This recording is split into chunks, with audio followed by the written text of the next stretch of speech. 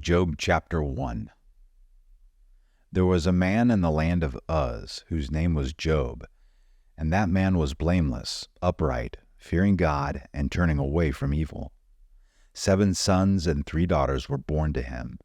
His possessions were also 7,000 sheep, 3,000 camel, 500 yoke of oxen, 500 female donkey, and very many servants, and that man was the greatest of all the men of the East. His sons used to go and hold a feast in the house of each one on his day, and they would send and invite their 3 sisters to eat and drink with them. When the days of their feasting had completed their cycle, Job would send and consecrate them, rising up early in the morning and offering burnt offerings according to the number of them all. For Job said, "Perhaps my sons have sinned and have cursed God in their hearts." Thus Job did continually. Now there was a day when the sons of God came to present themselves before the Lord, and Satan also came along with them. The Lord said to Satan, "From where do you come?" Then Satan answered the Lord and said, "From roaming about on the earth and walking around on it." The Lord said to Satan, "Have you considered my servant Job? For there is no one like him on earth, a blameless and upright man, fearing God and turning away from evil." Then Satan answered the Lord, "Does Job fear God for nothing?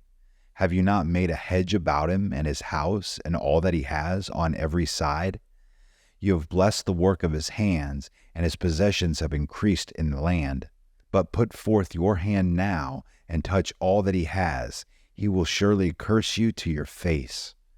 Then the Lord said to Satan, "Behold, all that he has is in your power, only do not put forth your hand on him." So Satan departed from the presence of the Lord.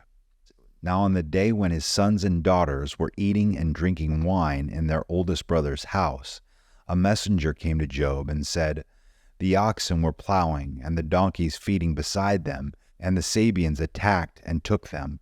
They also slew the servants with the edge of the sword, and I alone have escaped to tell you."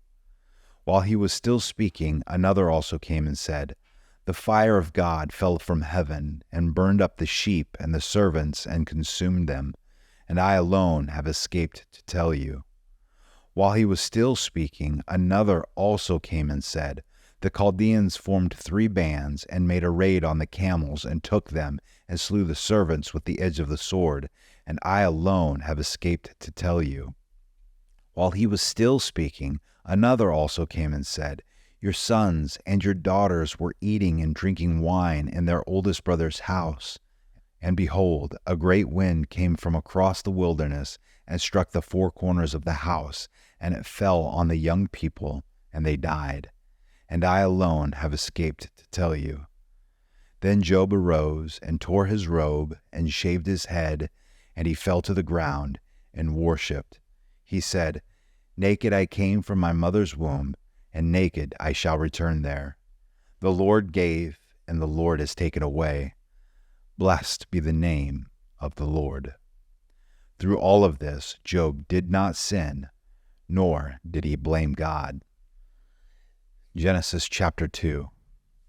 Again, there was a day when the sons of God came to present themselves before the Lord, and Satan also came among them to present himself before the Lord. The Lord said to Satan, "Where have you come from?" Then Satan answered the Lord and said, "From roaming about on the earth and walking around on it." The Lord said to Satan, "Have you considered my servant Job? For there is no one like him on earth, a blameless and upright man, fearing God and turning away from evil. And he still holds fast his integrity, although you incited me against him to ruin him without cause." Satan answered the Lord and said, "Skin for skin.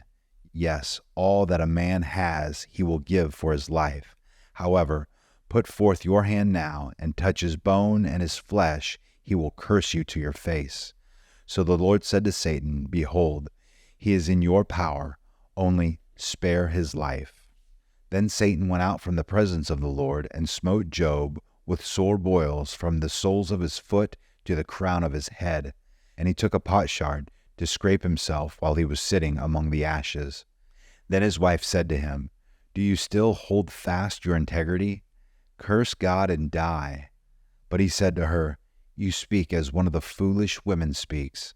Shall we indeed accept good from God and accept no adversity?" In all this, Job did not sin with his lips. Now when Job's 3 friends heard of all of this adversity that had come upon him, they came each one from his own place: Eliphaz the Temanite, Bildad the Shuhite, and Zophar the Naamathite. And they made an appointment together to come and sympathize with him and comfort him. When they lifted up their eyes at a distance and did not recognize him, they raised their voices and wept. And each one of them tore his robe, and they threw dust over their heads towards the sky. Then they sat down on the ground with him for 7 days and 7 nights, with no one speaking a word to him, for they saw that his pain was very great. Job chapter 3. Afterward, Job opened his mouth and cursed the day of his birth. And Job said, "Let the day perish which I was to be born, and the night which said, a boy is conceived. May that day be darkness. Let not God above care for it, nor light shine on it.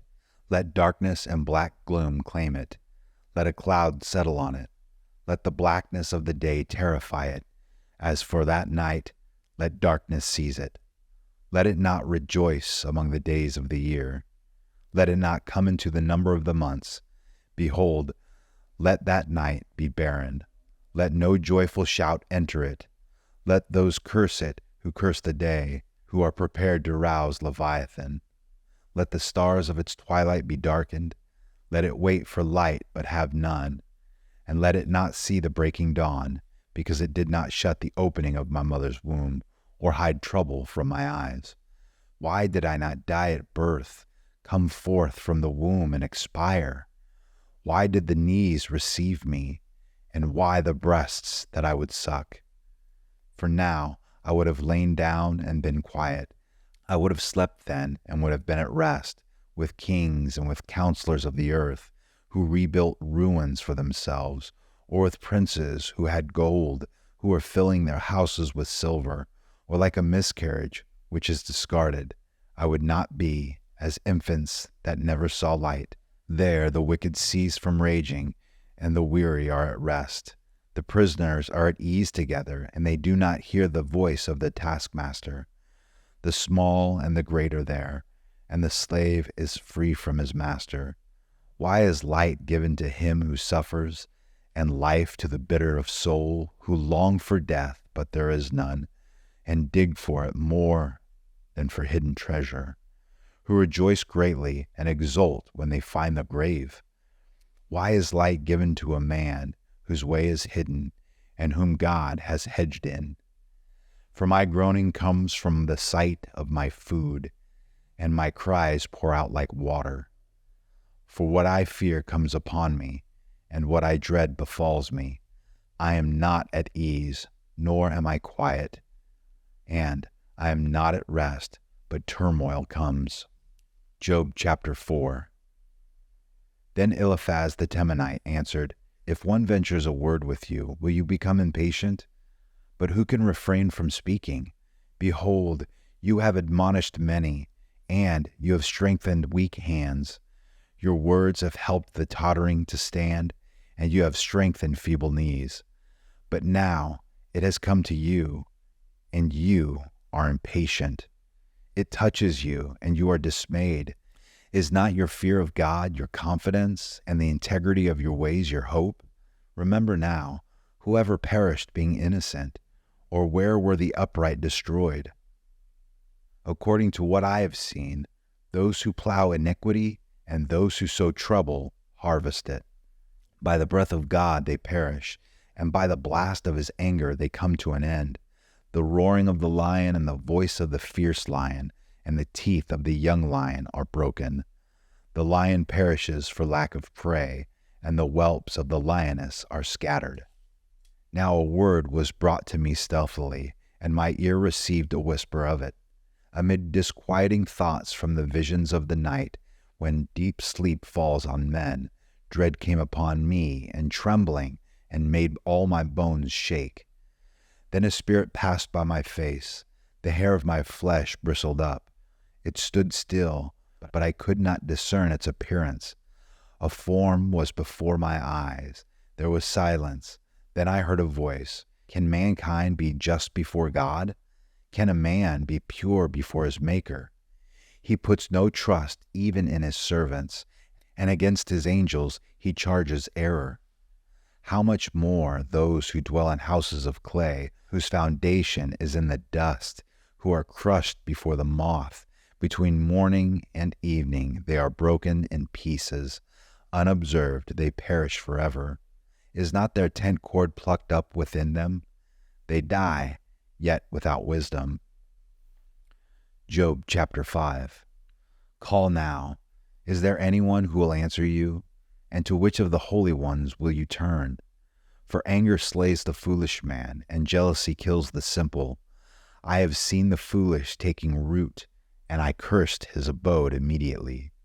His sons are far from safety. They are even oppressed in the gate, and there is no deliverer.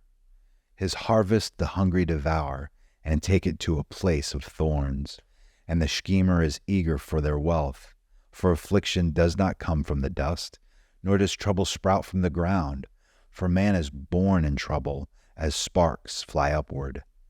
But as for me, I would seek God, and I would place my cause before God, who does great and unsearchable things, wonders without number. He gives rain on the earth and sends water on the fields, so that he sets on high those who are lowly. And those who mourn are lifted to safety. He frustrates the plotting of the shrewd, so that their hands cannot attain success. He captures the wise by their own shrewdness, and the advice of the cunning is quickly thwarted. By day they meet with darkness, and grope at noon as in the night. But he saves from the sword of their mouth, and the poor from the hand of the mighty. So the helpless has hope, and unrighteousness must shut its mouth. Behold, how happy is the man whom God reproves. So do not despise the discipline of the Almighty, for he inflicts pain and gives relief. He wounds, and his hands also heal. From 6 troubles he will deliver you. Even in 7 evil will not touch you. In famine he will redeem you from death, and in war from the power of the sword. You will be hidden from the scourge of the tongue, and you will not be afraid of violence when it comes. You will laugh at violence and famine, and you will not be afraid of wild beasts. For you will be in league with the stones of the field, and the beasts of the field will be at peace with you. You will know that your tent is secure, for you will visit your abode and fear no loss. You will know also that your descendants will be many, and your offspring as the grass of the earth. You will come to the grave in full vigor, like the stacking of grain in its season. Behold this, we have investigated it, and it is so. Hear it, and know for yourself.